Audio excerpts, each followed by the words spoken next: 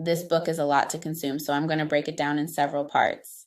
There are so many things I want to highlight and explore further. But first, if you want more reviews of books about African American history, hit the like button. The 1619 Project begins by highlighting the significance of the year 1619, marking the arrival of the first enslaved Africans in Virginia. This historical event is pivotal, yet our education often reduces the African American experience to mere mentions during wartime or iconic figures like Martin Luther King Jr. This reflects a confusing curriculum that fails to convey the depth of Black history. The author shares a personal anecdote about her father who proudly flew the American flag. Initially, she felt ashamed, having been taught that the flag does not represent people like her.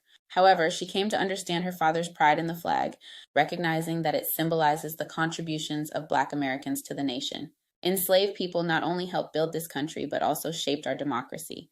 The narrative challenges the conventional view of the American Revolution. While it is often portrayed as a struggle for freedom from British rule, the author argues that a significant motivation was the desire to preserve slavery.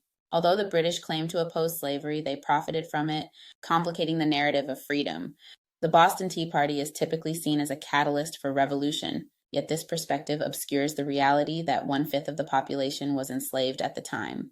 The institution of slavery affected every aspect of society. The Haitian Revolution instilled fear in white Americans, leading to a halt in the slave trade due to concerns over potential rebellions, as enslaved individuals began to outnumber whites. This fear contributed to the brutal separation of families, as many were sold to the South.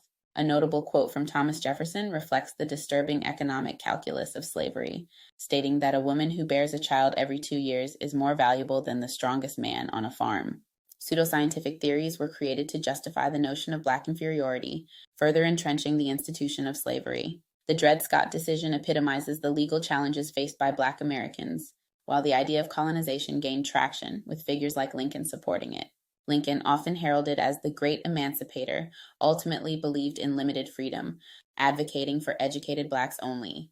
The Reconstruction era brought significant advancements, including the 14th and 18th Amendments, the election of Black officials, and the establishment of public schools that benefited both Black and white citizens. However, this progress was short-lived.